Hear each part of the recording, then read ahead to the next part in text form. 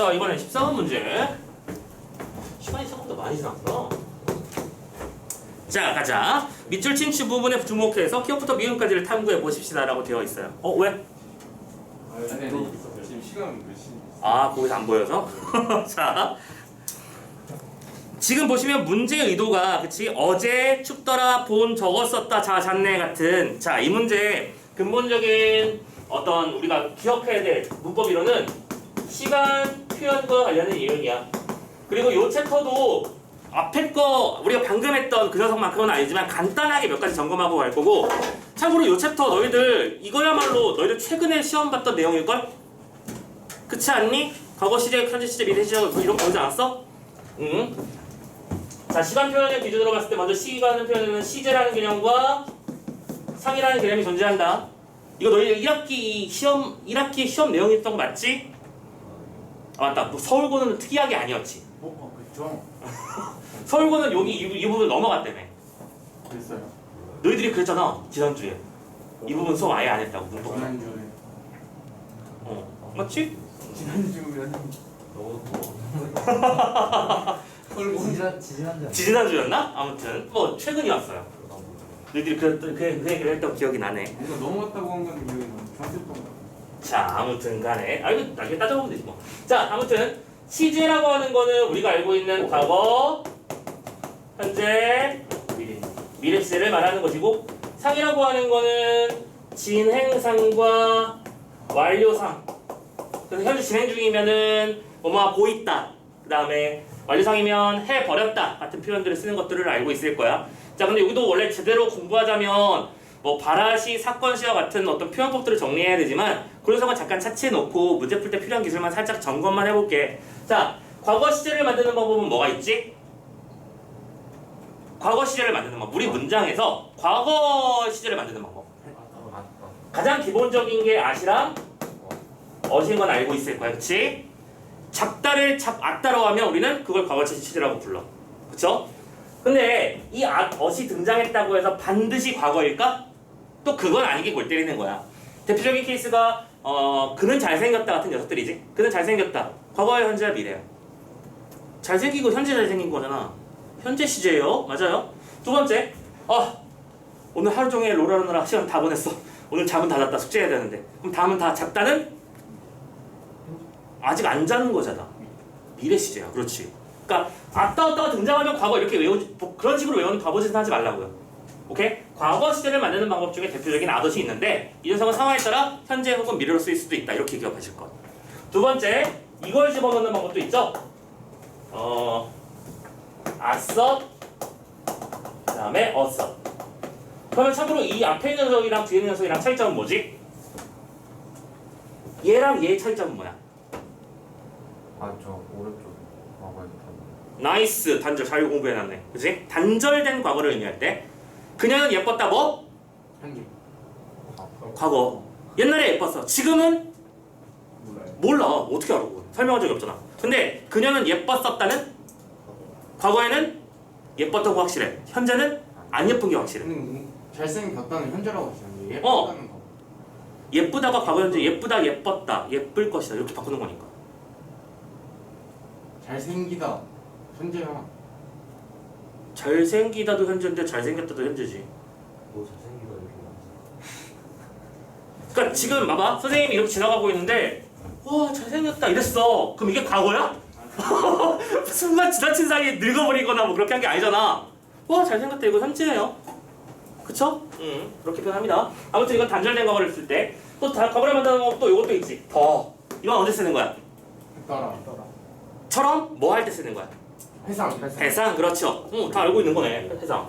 자, 그런데 이거 말고도 과거를 만드는 방법으로는 관형사형 어미를 넣는 방법이 있지. 관형사형 어미. 그 관형사형 어미라고 해서 선생님이 얘는 그냥 관형사야. 세헌, 예천 이런 거 관형사. 관형사형 어미인 니은이나 는 같은 걸 집어넣는 방법이 있지. 니은을 집어넣는 거지. 니은을 집어넣는 거지. 그러니까 얘들아 이거 정말 많이 틀려. 얘 썩을놈의 거 진짜 많이 틀리거든. 집에 간 이거 과거야 현재야 미래야? 과거야. 근데 아무렇지도 않게 이걸 현재라고 외치는 사람들이 있단 말이지. 무슨 말인지 이해했지? 나는 네가 지난 여름에 한 일을 알고 있다. 한 일은 과거예요. 이해되셨나요? 과거를 쓸 때 니을 쓰죠. 자, 그리고 마지막으로 하나 더. 시간 부사어를 넣기도 하지. 시간 부사어라는 게 바로 아까 뭐 얘기 나도 뭐 어제라든지, 오케이? 그때라든지 뭐 이런 식의 말들을 집어넣으면 그냥 그 말 자체가 과거가 돼버릴 거야. 맞죠? 자, 두 번째. 현재를 만들 때는 뭘 집어넣지?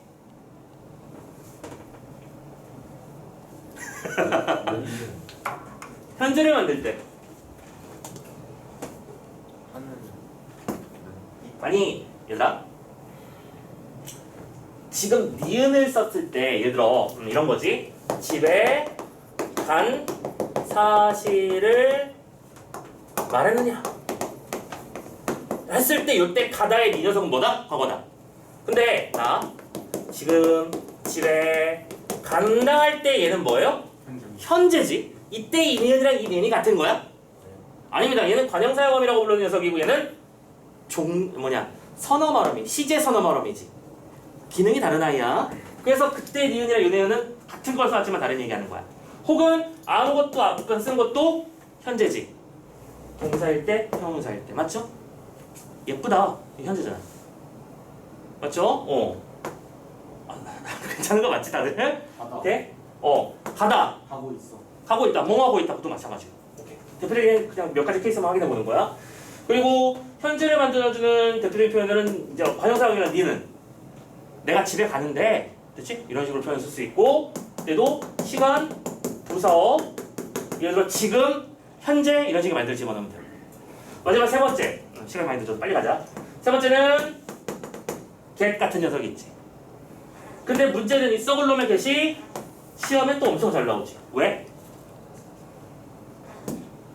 이 녀석은 get이 미래 시제로 쓰이지 않는 경우가 훨씬 더 많기 때문이야.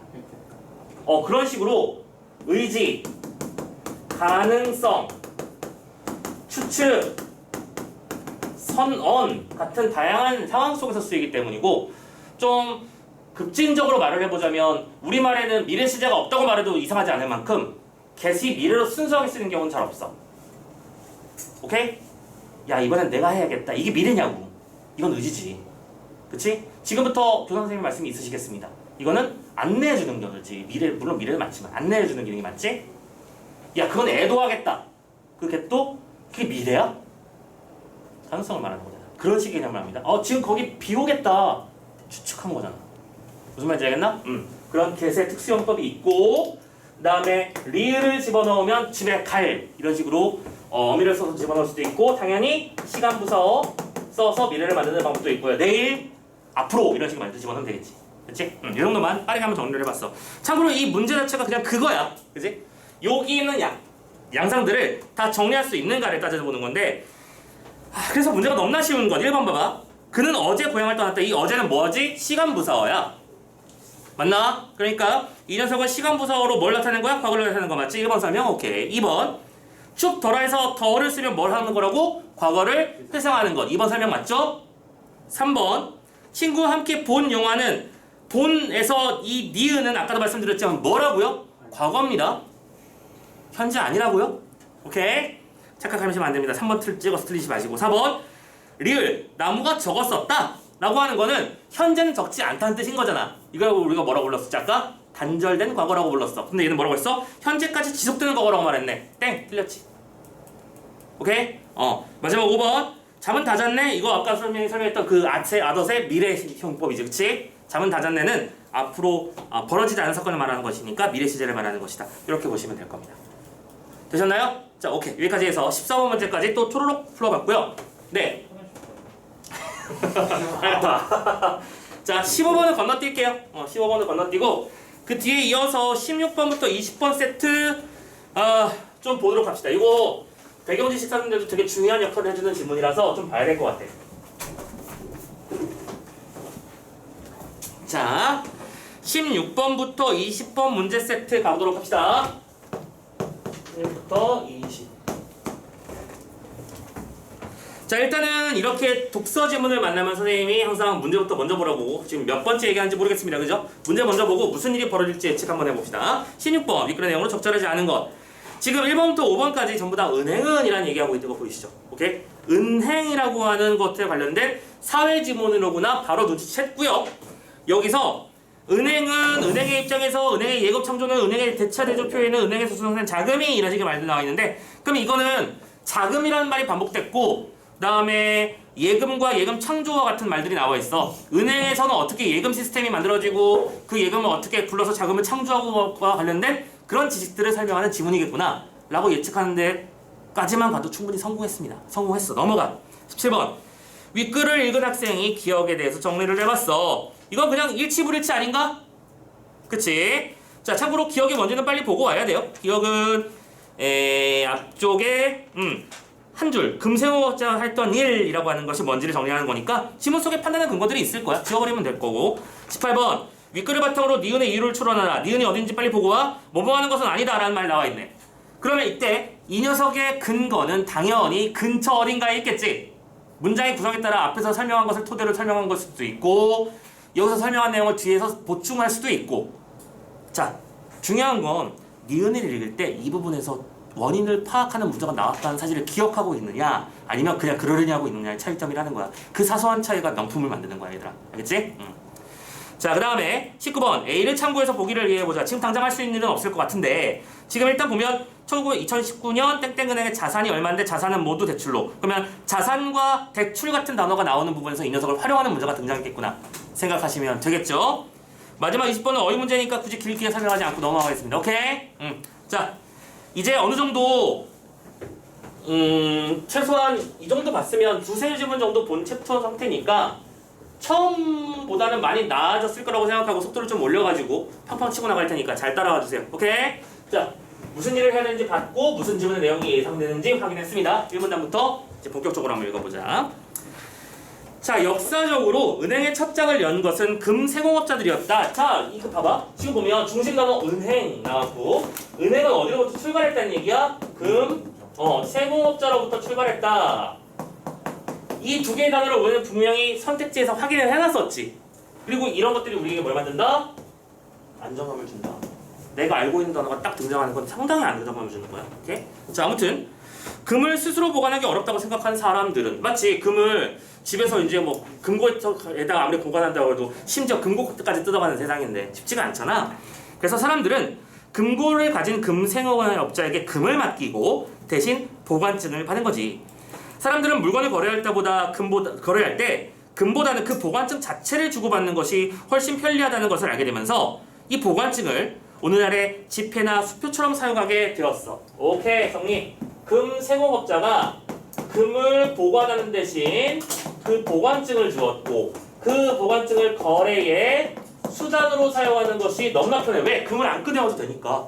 그리고 이 종이를 갖다 주면 무조건 금을 지급받을 수 있다는 확신이 있으니까. 됐죠? 그래서 사람들은 이걸 그 당시에는 이걸 맞춰서 썼다. 이걸 지폐나 뭐였지? 수표. 그렇지. 수표 같은 용도로 사용했다. 좋아요. 한편 금세공업자들은 금을 맡긴 사람들이 한 번에 다 와가지고 싹 다 찾아가지는 않는다는 사실을 알게 됐어. 사람마다 가져가는 이유들이 다를 것이고 근데 어쨌든 맡겼으면 어느 정도 보관이 되더라라는 걸 깨우쳤단 말이야. 그래서 자신이 써준 보관증만큼의 금을 반드시 가지고 있을 필요가 없음을 깨달았고 그래서 그들은 보관된 금의 일정 부분만 남기고 나머지를 원하는 사람에게 빌려주어 수수료를 받아 이윤을 얻었어. 자, 금세공업자의 등장으로 하나 사람들은 이런 활동을 했고 세공업자들은 금의 일부를 투자라고 표현하진 않았고 뭐라 썼지? 대출해 줌으로써 이걸 통해서 이윤을 창출했어. 오케이? 자, 그리고 그 과정에서 들어가. 금세공업자들은 금의 양이 많아질수록 더 많은 수입을 얻을 수 있다고 생각해서 물론 선생님이 지문 읽을 때 뭐뭐 할수록 뭐뭐 한다면 뭐뭐 하는데 나 이꼴 치라고 했는데 이건 너무 뻔히 보이는 거구나. 다루는 금의 양이 많아지면 수입도 늘어나는 건 너무 당연한 거니까 안 치는 거야 그냥. 자, 생각해서 금을 맡기는 사람에게 사례를 했어요. 그렇죠. 이때 금을 맡기면 요거는 되겠죠? 사례를 했습니다. 왜? 내가 금을 가지고 있으면 이윤 창출이 되니까. 그치? 그래가지고 그 세공업자들이 각자 더 많은 금을 확보하기 위해서 우리 쪽으로 맡겨주시면 얼마를 더 드릴게요. 이렇게 일을 하겠지?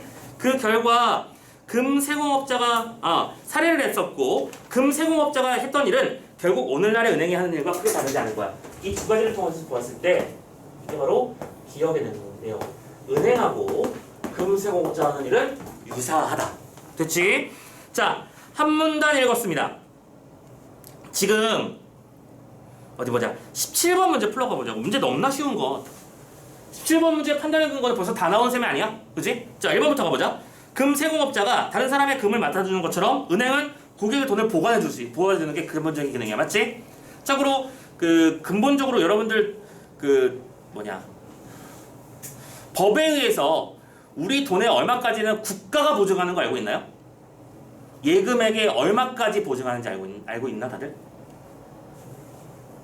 내가 예를 들어 열심히 일을 해가지고 내가 첫 번째 월급을 받았고 이건 나한테 너무 기념비적인 돈이라 첫 월급 300만 원을 은행에 넣어놨어.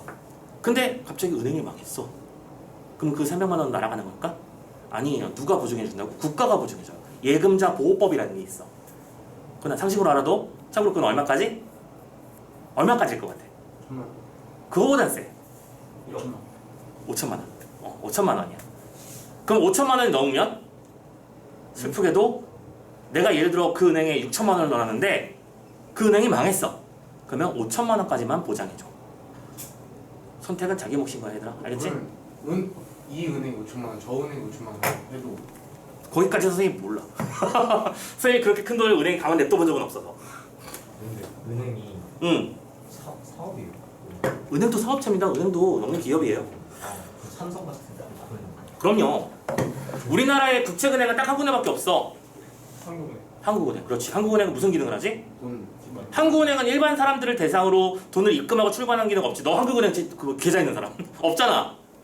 그지? 한국은행은 국가 정책에 의해서 돈을 찍어내고 관리하고 금리를 조절하고 이런 정책적 일을 하는 기관이고 그 한국은행의 그 기준을 따라서 시중은행들이 돈을 투자하고 뭐 굴리고 하는 거야. 그래서 여러분들 은행도 되게 많이 망하고 사라지고 하잖아. 맞지? 선생님이 어렸을 때는 SC 제일은행 이런 게 있었어. 제일은행. 지금 있잖아. 지금도 있는데 구제일은행이잖아. 인수합병돼서 흔적만 남아 있는 거야. 그리고 그 이름 자체를 없애지 않는 이유는 방금 같은 경우들 어르신들이 제일은행에 돈을 넣었는데 제일은행이 사라져봐. 기억을 못 하잖아. 그러니까 인수할 때 그런 것들을 좀 살려놓는 걸로 알고 있어. 대중교통 당연히 사업이죠. 우시는 게 뭐 있어요? 대중교통은 사업인데 국가에서 보조금을 지급하지. 오케이? 예를 들어 예를 들어 버스 노선이 A 코스가 있고 B 코스가 있는데 여기가 사람들이 잘 사는 동네고 사람들이 운행도 많이 되고 돈을 많이 버는 코스야. 그럼 너도 나도 A 코스 받고 싶을 거 아니야. 그런데 B 코스는 다도 안 가려고 하니까 자연스럽게 이쪽은 낙후된 버스밖에 없겠고 이쪽은 버스가 안 돌아다니면 이 사람들이 불편하지 또. 그래서 국가에서는 보조금을 똑같이 때려주는 거야. 일단 돌아. 오케이? 얼마 이상의 어떤 월 수입은 우리 국가에서 보증해 줄게. 오케이? 그래서 우리가 저렴한 돈으로 환승도 해가면서 버스를 타고 지하철을 타는 거지. 지하철에 파업한다는 게 있잖아. 지하철 파업하면 그건 또 무슨 얘기야? 그래서 뭐 어떻게 하라고? 지하철에 파업하면 안 되냐고? 파업 된 적 있잖아. 여러 번 했지. 지하철 노조가 있으니까. 그러면 그거는 회사가 파업이라는 게 회사가 하는 거 아니야? 근데 철도, 한국철도라든가 이런 것들은 참고로 우리 지금 현재 돌아다니는 그 노선 중에 9호선을 빼고는 다 국가 사업이야. 9호선은 민자야. 그래서 9호선이 약간 열받는 지점이 이거잖아. 혹시 염창역이나 이런 데서 9호선 타본 적 있는 사람? 없지. 선생님 본가가 염창역에서 알거든. 그러니까 일반적으로 2호선, 1, 2호선 이런 애들이 예를 들어 여기서부터 여기까지 칸을 똑같이 오고 다 사람마다 꾹꾹 채우는데 가끔 우리 낮에 타면 막 사람 한 칸에 2명 있고 그래도 막 열심히 돌아다니잖아. 손해인데 왜 돌아다녀? 그냥 나를 돈으로 돌아다니는 거예요. 그리고 그렇게 어떤 시스템이 보장이 되줘야 우리는 안심하고 밖을 돌아다닐 수 있는 게 맞으니까. 손해를 보지만 손해를 보는 게 정상이라고 생각하는 쪽이야 선생님은. 그리고 그 돈을 거기서 메꾸는 돈을 선생님 세금에서 떼가는 건 100% 찬성해. 괜찮아. 근데 9호선은 민자사업이라고 했었지 아까. 오케이. 걔들은 무조건 이윤을 때려 박아야 돼. 그래서 걔들은 칸이 3칸밖에 없어. 세네 칸밖에 없어. 다른 애들 12칸, 6칸이 있는데. 그리고 다 때려 씹는 거야. 그러면 언제 밀려? 지하철의 특성은? 출퇴근 시간에 밀리지. 출퇴근 시간에 움직이지가 않아 여기는. 여러분들 뉴스 하면 찾아볼 게 되게 많아졌다 지금. 초롱하게도 찾아봐야 되고 일단 실시간 네이버 찾아봐. 9호선 관련된 뉴스 한번 찾아보세요. 특히 영상 뉴스 보면 알 거야. 어떻게 되냐면 9호선에 밀리는 시간에 타면 일단 손을 내리면 안 돼요. 왜냐면 내가 손을 내리고 타는 순간 이 손 다시 올라올 수 없게 돼. 오케이? 사람으로 꽉꽉 차 있으니까 옆 사람의 숨결이 여기서 느껴지는 레벨이야. 그렇게 빡빡하게 간다고. 그럼 거기서 내릴게요가 통해? 안 돼. 거기서는 어떻게 내리는 거냐면 이 녀석의 가장 마지막 종점까지 간 다음에 거기서 사람들이 다 내리거든? 그럼 나도 거기서 따라 내리는 거야. 그 다음 다시 빼고 가. 내가 여기서 내려야 되는 사람이야. 중간에 여기서 내리는 게 불가능해요. 야, 몸이 이렇게 해서 움직여. 오케이? 뭐 위에 있는 뭘 잡고 그런 거 아니에요. 그러니까 선생님은 찰 때 어떻게 타냐면 그때 출발할 때 이러고 다녔어. 차도 없었을 때. 가방은 앞에다 메고, 오케이? 그리고 가방 위쪽에 핸드폰을 올려놓고 이러고 타는 거야 그냥.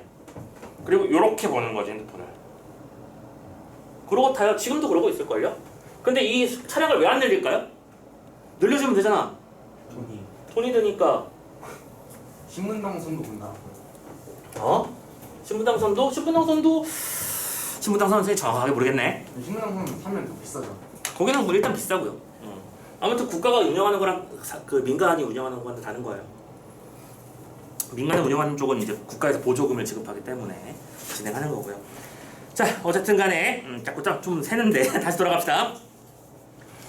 자, 맡아주는 것, 보관해주는 거 1번 오케이지. 자, 2번 이어가 봅시다. 맡아둔 금의 일정 부분을 남겨두는 것은 지급준비금을 보유하고 있는 것. 요거는 지문에서 안 나오긴 했었는데 일단은 맞다고 치고 넘어가보자. 3번 맡아둔 금의 일부를 원하는 사람에게 빌려주는 것. 그리고 이 녀석은 대출이랑 비슷한 거겠지? 좋아요. 4번 금을 많이 맡아두려고 하는 것은 예금을 많이 모으려고 하는 거랑 똑같은 쪽으로 볼 수 있겠고, 그럼 답은 5번이겠구나. 5번 금을 맡기는 사람에게 살해하는 것은 대출하에 이자를 부과하는 거야? 아니지. 금을 맡긴 사람에게 이자를 주는 거는 예금을 맡긴 사람에게 아니지. 뭐라고 해야 되지? 예금을 맡긴 사람에게 이자를 주는 거랑 똑같은 거지. 그쵸? 대출에 대한 이자를 지불받는 게 아니라 돈을 넣어준 것에 대해서 이자를 받는 거죠. 근데 요즘 은행들이 욕을 많이 먹는 게 또 그거잖아. 요즘 금리가 엄청나게 올랐다고 맨날 난리가 아니잖아. 그치? 그래서 대출이자는 엄청 올랐는데 예금이자는 안 올라. 선생님이 꼬꼬마 때는 예금이자가 30%대였던 적이 있었어. 니들이 이거 들으니까 깜짝 놀. 얘들아, 복리 30%가 얼마나 센지 잘 모르지? 복리 30%. 복리. 이전에 그 이율이 그 뒤에도 반영되는 거.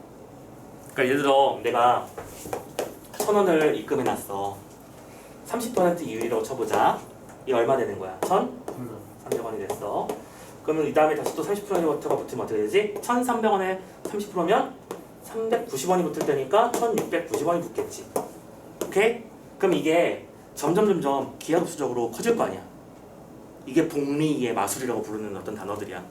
그래서 복리 상품이 금액이 잘 없는데 옛날에는 이게 30%씩이나 됐었기 때문에 선생님이 어렸을 때는 돈이 생기면 당연히 은행에 넣는 거였어. 그래서 100원을 넣었지만 130원이 되는 매직을 보면서 깜짝깜짝 놀라고 막 이런 그랬던 기억이 나는데, 지금은 은행 이자가 막 최근에 몇 년 전만 해도 0.27% 막 이랬잖아. 그치? 이게 무슨 세상인가 싶죠. 아무튼 간에 자, 이렇게 해서 5번 이자를 부과하는 게 아니라 맡긴 사람에게 돈을 주는 것이다 라고 하는 것 측면에서 생각해 놓고, 원래 엄밀하게 말하면 뒤쪽에 그 두 가지 챕터를 마저 다 보고 나서 이 문제를 푸는 게 맞지만 문제가 워낙 쉽게 평이하게 구성되어 있어서 그냥 먼저 보러 갔다 온 것 뿐입니다. 자, 다시 나머지 지문 보러 갈게요. 자, 우리가 지금 보고 있는 지문은 은행의 어떤 원리와 운영 방식에 대해서 말하고 있는 지문인데, 이 얘기는 앞으로 여러분들이 생활을 나가서 상식 측면에서, 그리고 하나 더 다른 기출지문에 나오는 배경 지식으로서 알아두면 되게 이로운 녀석이라서 지금 보는 겁니다. 계속 가보자. 여기서 우리는 은행의 두 가지 기능을 알 수 있다 하면서 이제 두 번째 단락에 뭘 설명하고 있어? 은행의 기능이야. 정확하게는 이걸 먼저 원래 읽고 가야 되는 거였지. 가보자. 첫째, 돈에 여유가 있는 사람으로부터 자금을 조성하여 이를 필요로 하는 사람에게 융통해주는 금융중개 기능이야. A. 금융중개 기능. 중개라고 하는 건 맺어주는 사람을 말하는 거겠지. 공인중개사도 뭐 하는 건데? 국가의 인증을 받은 중개업을 하는 사람이야. 나는 집을 팔고 싶고 저 사람은 집을 사고 싶다면 이 두 사람을 연결해주는 역할을 한다는 거지. 하지만 집 같은 매개는 워낙 우리 생활에 큰 영역을 차지하기 때문에 국가에서 관리하는 겁니다. 오케이? 큰 재산은 국가에서 관리해요. 맞죠? 그래서 등기라는 제도를 취하고 있는 건 알고 있죠? 집하고 자동차하고 선박하고 비행기 4가지는 소유하는 개념이 아니고 등기하는 개념이에요. 국가에서 리스트 딱 찍어가지고 관리해주는 거야. 오케이? 비싼 물건이라서 그러는 거야. 알겠지? 그래서 자동차는 등록증이 있는 거예요. 오케이? 알아두시고. 니들 텀블러 샀다고 국가에 등록하진 않잖아. 이건 잃어버린다고 해서 크리티컬하지 않기 때문이야. 근데 집은 어때? 잃어버리면 크리티컬하잖아. 그래서 국가에다가 등기해가지고 내가 몇 월 며칠 날 이 집을 얼마에 샀음 꽝 도장 찍어버리는 거야. 그래서 국가에서 보증해주는 거지. 이해됐지? 자, 아무튼 간에 사기치면 어? 그걸로 사기치고 그냥 예전에 뭐야 뭔 소리야? 집 문서 가지고 사기치고 그러니까 그 집문서는 당연히 집문서를 가지고 있는 사람이 거래의 권리를 가지고 있었다고 생각하는 게 일반적이었으니까 과거에는 그랬어. 근데 지금은 법무사라는 사람들도 있고 검증 시스템도 잘 돼 있기 때문에 그게 쉽지 않은 걸로 알고 있어. 자, 아무튼 간에 은행은 금융중개 기능을 통해서 금융시장의 거래 비용을 낮추고, 자, 이게 있으면 뭐가 좋아? 금융시장의 거래 비용을 낮춰요. 이론적으로. 현실은 안 그렇지만 아무튼 간에 이론적으로는 자기들끼리 담합해서 끌어올리면 그게 문제가 되는 거잖아. 그치? 자, 아무튼 그리고 조성된 자금이 효율적으로 활용되도록 자금의 흐름을 조정하는 역할을 한다. 자금의 흐름을 효율적이 되도록 한다. 자, 은행은 자금의 수요자가 무슨 뜻이야? 자금 수요자가 무슨 말이야? 이해됐는지 파악해보자. 자금의 수요자래요. 자금이 필요한 사람이야? 필요 없는 사람이야? 필요한 사람이야. 즉 돈을 원하는 사람이겠지. 오케이? 내가 이번에 무조건 성공한 사업을 비법을 알아냈는데 이거 하려면 공장을 세워야 돼. 그럼 공장을 세우려면 돈이 필요할 거 아니야. 그런 사람들은 대출을 받아야겠지. 오케이? 그래서 수요자의 수익성과 안정성을 정확하게 평가할 수 있는 안목과 정보를 가지고 있어서 조성된 자금이 한층 더 건전하고 수익성 높은 곳으로 투자되도록 유도하기도 하는 거야. 자, 이게 세 번째 특성이네. 즉, 수익성과 안정성을 판별할 수 있는 전문가들이 그 안에서 거기서 당연히 돈 받고 이제 그 고용이 되겠지. 그러면 빌려주는 사람의 입장에서는 얘가 뻥치는지 아닌지 어떻게 알아? 확인해봐야 될 거 아니야? 이게 분명히 같이 투자할 만한 일이 되는가? 이 녀석은 돌려줄 수 있을 만큼 튼실한 시정력을 가지고 있는가? 그런 것들을 확인하는 사람이 분명히 있다고. 그걸 해준다는 거죠. 만약에 은행이라는 개념이 이 세상에 존재하지 않는다면 우리는 다 1대1로 빌리러 다녀야 될 거고 그 사람이 믿을 만한지 안 믿을 만한지는 아무도 모르겠지. 자, A 금융중개 기능이야. 자, 둘째요. 화폐를 창출하는 예금 창조 기능입니다. B. 예금 창조 기능. 이건 또 무슨 얘기인지 따라가 보자. 안 어려워지면 예금 창조는 신용 창조라고도 합니다. 예금이라고 하는 거는 다른 말로 신용도 창조한다. 그래서 여러분들 신용대출이라는 말 들어본 적도 있지? 많이 들어봤지?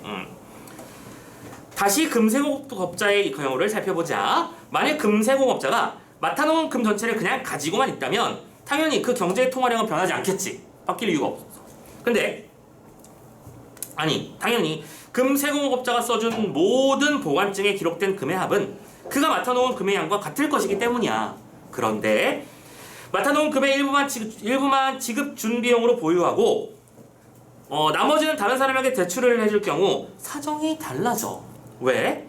금세공업자들이 예를 들어 맡아놓은 금의 30%만 남겨놓기로 결정했다면 70%의 만큼의 금을 다른 사람에게 빌려다가 필요한 곳에 쓸 수 있게 되지. 이는 결국 유통되는 금의 양, 즉 통화량이 그만큼 더 늘어난 것을 뜻하는 거야.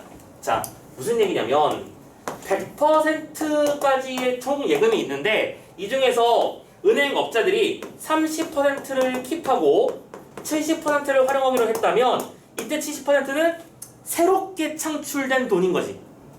맞지? 그래서 총합은 어떤 일이 벌어지는 거야? 이거는 보관, 이거는 창출, 이런 거니까 쉽게 말해서 170%의 통화량을 만들어내는 거지. 오케이? 자, 이렇게 통화량 자체를 늘려버릴 수 있는 거고 이게 바로 은행의 기능이라는 거야. 만약 대출받은 사람이 그것을 또 다른 금세공업자에게 맡기고 보관증을 받는다면 통화량은 한층 더 늘어나. 그러니까 이거는 어떤 경우냐면 선생님 그런 경우 있지. 국제 투자자들이 이런 일을 하는 사람들이야. 미국에서 돈을 1억, 10억 원 정도 빌린 다음에 여기서는 이율 30%로 빌려. 근데 여기서는 이율을 40% 제공해 주겠대. 그러면 이 10억 얘한테 넣으면 되겠네? 그럼 여기다 넣어버리고 나는 가만히 앉아서 10%를 더 먹는 거지. 무슨 말인지 알겠죠? 이게 말은 쉽지 쉬운 일이 아닙니다. 아무튼 이런 식으로 계속 예금을 창조하고 만들어내갈 수 있다는 거야. 자, 그런 다음 이게 3문단이었지. 빼고 건데. 자, 그래서 3문단 이어갑시다. 이런 일이 반복되면 통화량은 처음에 몇배 크기로 늘어나게 되고 금세공업자들이 맡아두었다고 기록된 금의 양도 늘어나게 되겠지. 무슨 말인지 알겠지? 이쪽에서 맡아주고 그 차용증을 가지고 빌렸는데 얘는 이걸 맡아주고 또 빌려주는 거니까 얘는 또 이만큼 맡겼다라는 기록이 또 중복으로 남게 될 거야. 자, 그러면 이는 새로운 예금이 만들어진 셈으로 예금 창조가 이루어졌다고 볼 수 있는데, 그러나 새롭게 만들어진 예금은 누군가가 빌려서 생긴 빚이기 때문에 사람들이 갚아야 될 빚도 그만큼 늘어난 상황으로 볼 수 있어. 자, 예금이 창조됐다는 거는 그만큼 빚도 치받침 아니지. 빚도 창조됐다는 뜻으로 받아들일 수 있지 않느냐 이 말입니다. 이해됐죠? 오케이. 예금이 곧 빚이니까. 그런데 은행의 이어 창조 기능은 결국에는 예금의 일부만을 지급준비금으로 보유하는 지급준비제도에서 비롯되는 것인데, 자, 이게 배경지식이야. 이거는 근원이 뭐예요? 지급을 준비하는 제도 때문이다. 왜? 전부가 아니라 일부를 보관하기 때문이었지. 그럼 잘 봐. 은행은 예금의 일부만 보유하고 그 나머지를 대출하면서 예금 통화라는 화폐를 창출하게 됐고, 대출받은 사람들은 재화와 서비스를 구입할 수 있는 능력이 커지게 되는 셈인데, 이러한 화폐 창출 과정이 이루어지면 교환의 매개 수단으로 쓰이는 화폐의 양이 늘어서 경제의 유동성은 증가하지만 그 결과 니은 화폐의 양이 늘어나게 되면서 경제의 유동성도 증가한대요. 돈이 더 많이 굴러다니고 있었고 더 많이 쓰고 있는 중이니까, 사용하는 중이니까. 대신 경제가 종전에 비해서 더 그렇다고 해서 경제 자체가 부유해지는 것은 아니다라는 말도 하고 있어. 왜? 실제로 금의 양은 정해져 있는 그대로니까. 무슨 말인지 이해됐죠? 자, 그렇게 해서 대출로 인해서 유동성이 늘어나게 되고 그 유동성은 결국엔 갚아야 될 빚이 늘어나는 결과물로 이어질 수 있다라고 하는 개념을 알고 계셔야 된다라고 설명을 했고요. 자, 거의 다 끝났네요. 이제 5문단 가봅시다. 은행의 일정 시점의 총체적 재무 상태를 기록해 놓은 대차 대조표를 활용하면, 오케이? 대차 대조표라는 게 있어. 이게 정의가 뭐라고요? 일정 시점의 총체적 재무 상태야. 일정 시점의 총체적 재무 상태. 선생님도 가계부를 쓰거든? 선생님이 우리 집에서는 선생님이 가계부를 써. 선생님도 가계부를 1년에 2만원씩 결제해서 쓰는 중이거든? 참고로 그 녀석을 쓰는 이유는 입력이 감춰져서가 아니라 대차 대조표를 주기 때문이야. 내가 1년에 한 달 월급이 얼마큼 들어왔어. 그럼 그건 수입란이 들어가지? 근데 그 수입란이 단순히 뭐에 얼마 썼다 이렇게 적용되는 게 아니고, 여기 들어가면 이거는 현금이 늘어난 거고 여기 들어가면 빚이 늘어간 거고, 이런 식으로 항목을 양쪽으로 나눠서 쓰는 거야. 대차 대조표라는 거는 항목을 나눠서 쓰는 걸 말하는 거거든. 오케이? 돈이 현금이 늘어난 거는 어떤 이유로, 반대로 현금이 줄는 건 어떤 이유로, 이렇게 양쪽 라인을 맞춰서 쓸 수 있거든. 나중에 혹시 가계부 쓰는 거 혹시 즐길 사람이 없겠지 아마. 근데 가계부를 쓰면 그건 확실히 메리트가 있어. 그러니까 가계부를 썼기 때문에 난 돈을 아껴 써야 돼 그 뜻은 아니고, 선생님은 쓸 때도 똑같이 씁니다. 근데 그걸 가만히 들여다보고 있으면 내가 어떤 식으로 살고 있는지가 보여. 선생님이 참고로 거의 가계부에서 제일 힘주는 항목이 담배 항목이에요. 내가 한 달에 담배값을 얼마 쓰는가를 보면서 계속 반성하는 용도로서. 그렇다고 확 줄이진 않지만 심각은 하구나. 내가 요즘에 담배가 늘긴 늘었구나 이런 것도 확인했고 이번 주는 좀 잘 참았네 이런 것도 느끼기도 하고 이런 것들도 확인을 합니다. 그래서 내가 원하는 것만 딱딱 정리해서 보는데 선생님은 그 가계부를 쓴 덕분에 쓸데없는 지출은 확실히 주는 게 맞는 것 같아. 선생님은 어떤 물건을 사고 싶을 때 지르는 스타일은 아니야 확실히. 선생님 지르는 스타일이 아니고 원교 모으는 스타일이야. 원교. 그러니까 예를 들어 선생님은 그 집에 컴퓨터 모니터 198만 원짜리 쓰거든. 써야지. 일반적으로 많이 쓰는 모니터 사이즈는 아니잖아. 38인치 와이드 144Hz짜리. 그 녀석을 사는 이유는 작업이 편해서야. 38인치는 어떤 느낌이냐면 이런 느낌이거든. 이런 느낌이야. 그래서 딱 잘라서 왼쪽에다가 PDF 원본 파일 열어놓고 오른쪽에서 이걸 한글로 작업하면 옛날에는 Alt 탭 하면서 내가 제대로 썼는지 확인을 했었거든. 근데 이제는 왼쪽을 보면 써져 있잖아. 모니터 2개 사는 게 더 싸지 않아요? 그렇긴 한데 이게 훨씬 좋으니까. 훨씬 좋아. 그리고 참고로 이 녀석은 놀랍게도 PD픽이라는 기능이라는 게 있어. 그럼 이건 뭐냐면 원소스 3 출력 이렇게 해가지고 멀티 출력이라고 해가지고 이쪽에는 플스를 켜놓고 오케이 게임을 하고 이쪽에서는 컴퓨터를 연결해서 공략을 확인하고 둘 다 가능해. 근데 그 한 모니터 2개가 가능해요? 가능해. 이 기능이 그냥 요즘에 아무거나 되진 않더라고. 삼성 G9. 삼성도 G9 되지 않을까? 선생님 근데 삼성 건 잘 모르겠어. 삼성 선생님 일단 저 PDP 기능이 되는 걸 기준으로 샀기 때문에. 아무튼 여러분들도 이렇게 어쨌든 그걸 써보고 싶다는 생각을 너무 간절하게 했었고 그래서 그 녀석을 모으기 위해서 에너지를 많이 모았지. 모니터 회사가 어디예요? LG. 야 요즘에는 그런 모니터는 기사님이 와가지고 자기가 설치 다 해주고 불 다 끈 다음에 LED 비춰가면서 불량화서 없나 다 검사도 해주더라. 처음 봤어 그런 거. 원래 일반적인 뭐 1, 20만 원짜리 모니터 살 때 그런 거 없잖아. 그냥 들고 오잖아. 그래서 에이 하면서 그냥 쓰는데 막 이렇게 하는 거야. 막 보면서 깜짝 놀랐어요. 오 그럴만하다. 자 아무튼 간에 대체대조표. 이렇게 해서 이제 여러분들 참고로 나중에 이제 가계부 쓰거나 이럴 때 이런 것도 한번 활용해 보면 좋아요. 선생님 무슨 뭐 수업 이건 아마 수원쌤한테 물어보면 정확하게 잘 알려주시겠지. 대체대조표의 개념이라든가 이것이 어떤 면에서 유리한지는 나중에 한번 물어보시고. 자 아무튼 이 녀석을 활용하면 창조 기능을 좀 더 자세히 이해할 수 있는데요. 자금의 조달 원천을 나타내는 자본 및 부채의 내역은 대체대조표의 오른편에 기록되고 자 조달 원천에 해당하는 부분은 오른편에 기록이 되고 또 자금의 운영 상태를 나타내는 자산의 내역은 왼편에 기록되는 거야. 자산의 운영 내역은 왼편에 기록되는 거야. 선생님 아까 그래서 양쪽에 기록된다고 했었죠? 그래서 이때 대체대조표의 오른편을 대변, 왼쪽을 차변이라고 부른다고. 근데 너무 쫄지 않아도 되는 게 요 정도까지 하고 나서 이제 요 녀석의 기본적인 원리만 설명하고 그냥 끝이야. 따라가면 돼. 자 쭉쭉 가보자. 자 표 보이시죠? 자산이 있고 자본 및 부채가 있는 거야. 자 이것도 써버릴까 그냥. 자 자산이 있고 자본 및 부채가 있어. 근데 생각해봐. 지금 여기서 하고 싶은 말이 핵심은 이거 아니야? 부채도 자산이야. 그렇잖아. 내가 1억을 빚졌으면 내가 1억이 없는 거야? 내가 통장에 1억 원을 가지고 있고 저기 은행에서 빌린 돈 1억 원을 가지고 있어. 그러면 나의 재산은 얼마인 거야? 2억인 거야. 하지만 그중에서 다시 갚아야 될 돈은 1억이 있는 거지. 이거를 양쪽 변으로 이렇게 표현해 준다는 거야. 오케이? 자 그래서 봐봐. 자산에서 3천억 그냥 우리 근데 뒤에 10억 원 아니란 단어 쓰지 말고 그냥 우리 300, 1200 이렇게 해도 되지? 이게 편해서. 자 지급준비금으로 300, 대출에 1200 이렇게 총계 2000이 있고 자본 및 부채로는 예금이 이만큼, 기타 부채가 이만큼, 그 다음에 자본금이 이렇게 있다고 쳐보자. 자 표는 가상은행의 대차대조표를 요약해 놓은 거야. 일반적으로 은행의 중요한 자금 조달 원천은 예금이기 때문에 은행은 예금을 많이 유치하려고 노력하지.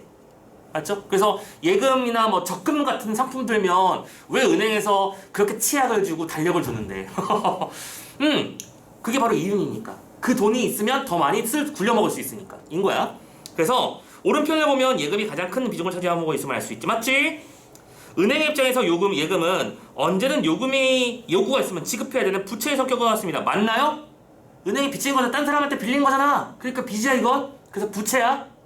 은행 입장이라고 생각하는 거야 지금 이거. 내가 은행사야. 사람들한테 돈을 빌려와서 이 돈을 내가 가지고 있으면서 이걸 굴려먹을 생각을 하고 있는 중이야. 이건 나 빚이야. 좋아. 부채지. 두 번째, 은행이 다른 금융기관이나 중앙은행으로부터 자금을 빌려온 내역은 기타 부채로 나타나 있고, 그렇지? 다른 은행에서 빌린 돈, 국가에서 빌린 돈. 또 마지막 항목은 은행의 자본금이야. 내가 이 은행을 만들 때 들어갔던, 즉 은행 자체가 원래 가지고 있는 돈.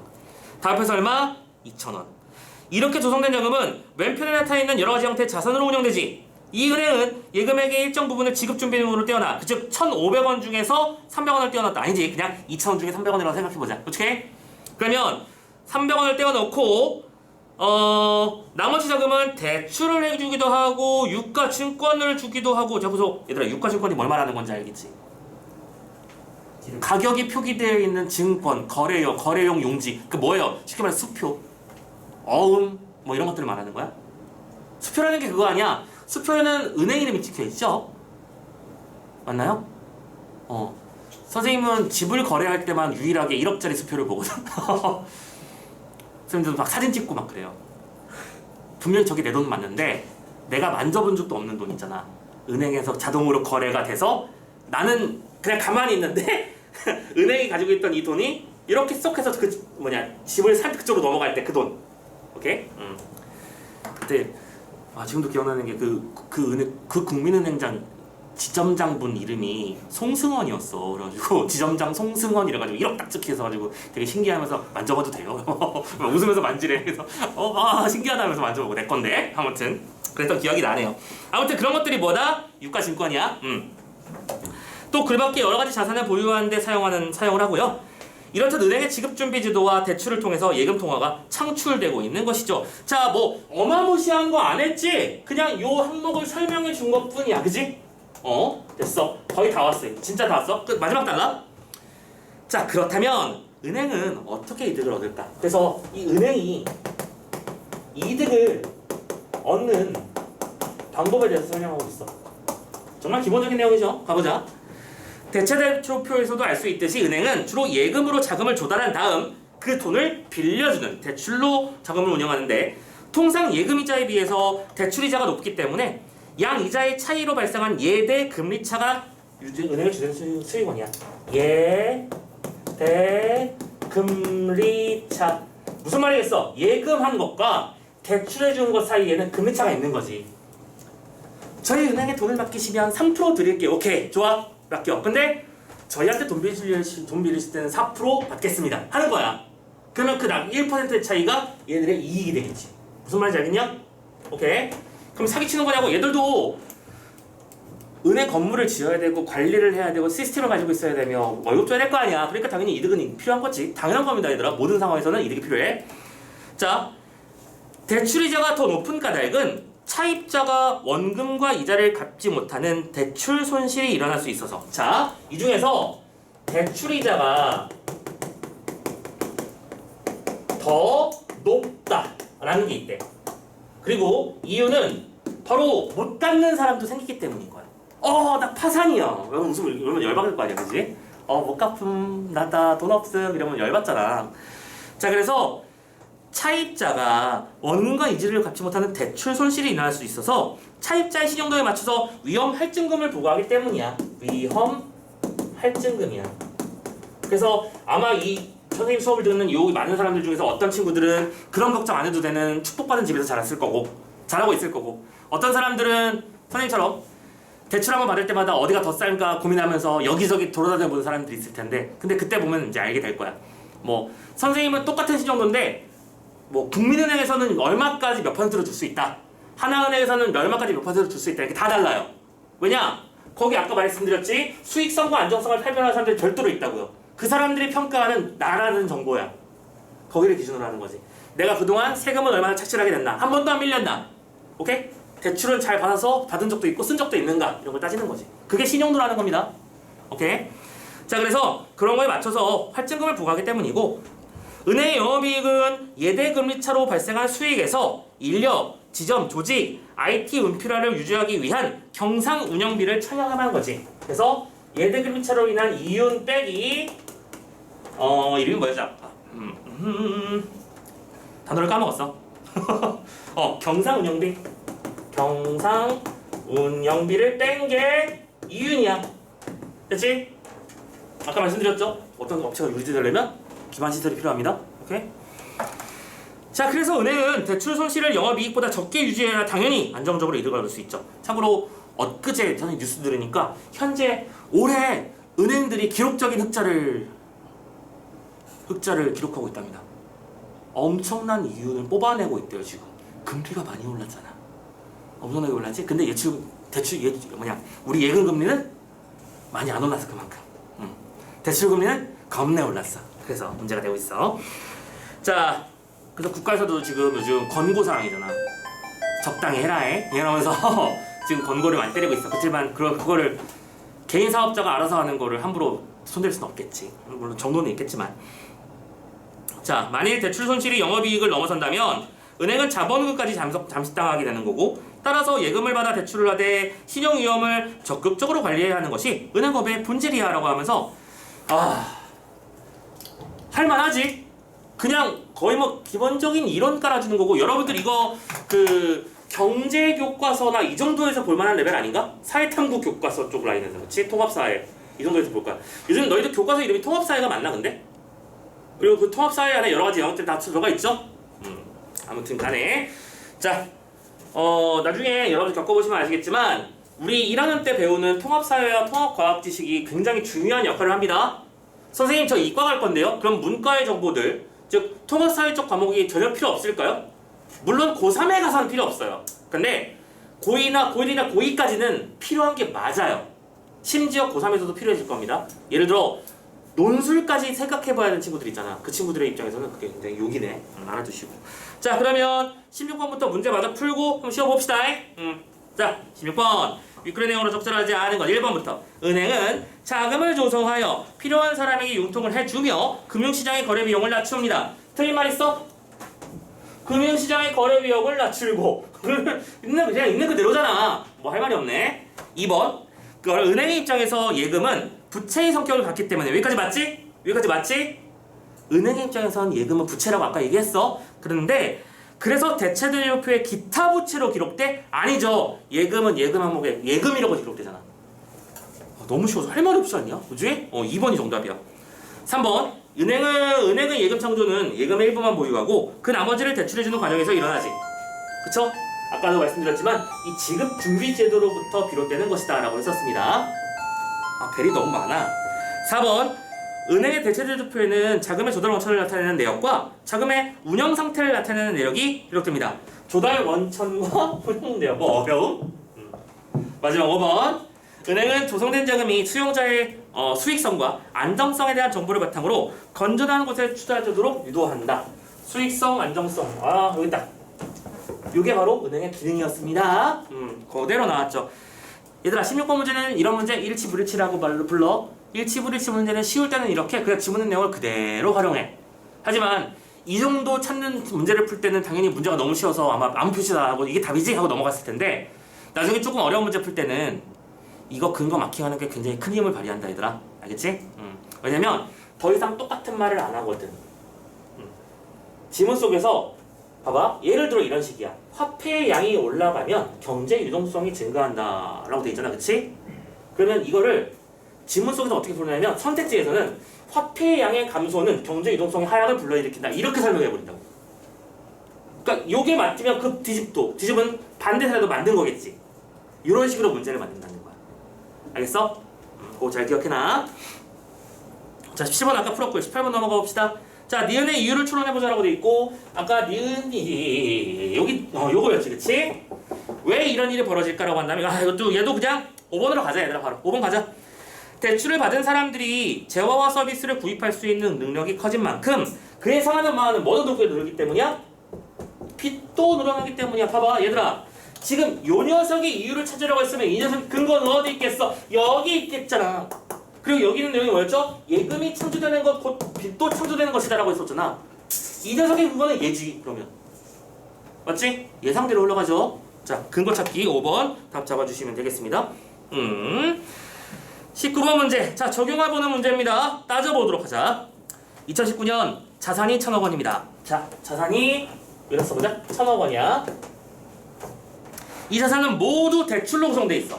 이 중에 900억 원 예금이고 900억 예금이 있고 100억 원은 자본금이야. 되게 쉽지? 900 플러스 100 해서 왼쪽 1000 똑같이 맞춰줘야 지금. 이거 만들라는 문제네.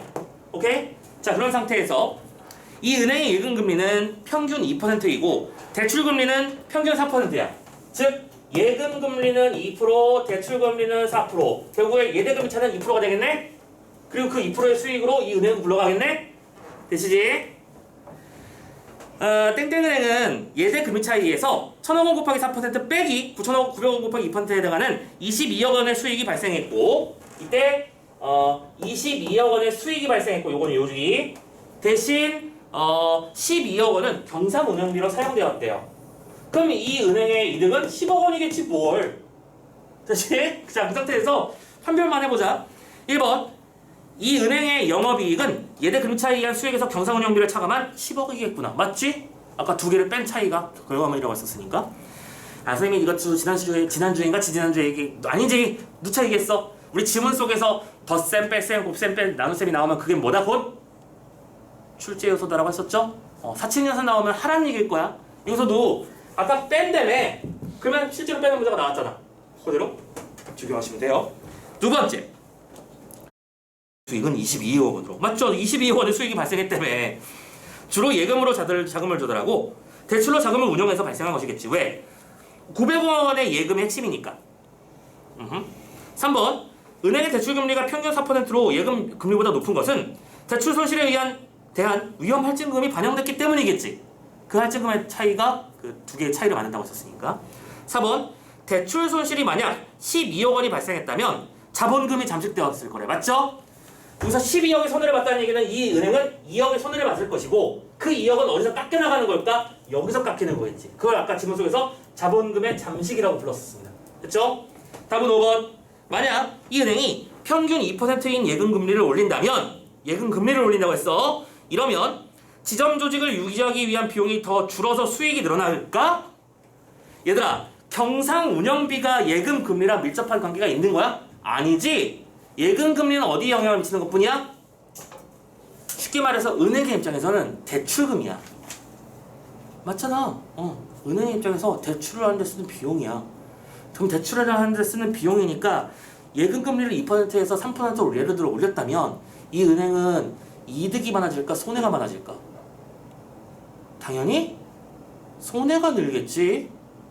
갚아줘야 될 돈이 늘어난 거잖아 얘들아. 그죠? 그래서 두 가지가 다 틀렸어. 지점 조직을 운영하기 위한 비용은 아까 경상운영비라고 했는데 예금 금리를 올리는 거랑 경상운영비는 서로 상관이 없는 거야. 경상운영비는 아예 고정금액이지. 우리 은행은 현재 전국에 360개의 지점을 가지고 있으며 지점별로 약 15명 중에 정도의 어떤 운영체계를 가지고 있습니다 하면 그 사람들의 운영비, 인건비, 휴가비 이런 것들이 필요한 거야. 무슨 말인지 알겠죠? 근데 그게 왜 대출금 예금금리랑 상관이 있다고? 5번이 답입니다. 이해되셨죠? 오케이. 자, 20번 문제 어휘 문제는 굳이 풀지 않겠습니다. 넘어가도록 하고 여기까지 해서 은행 지문 한번 살펴봤어요.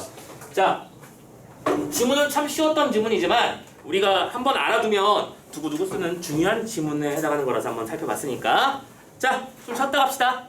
좀 쉬었다가 다음 지문 또 이어서 가볼게요.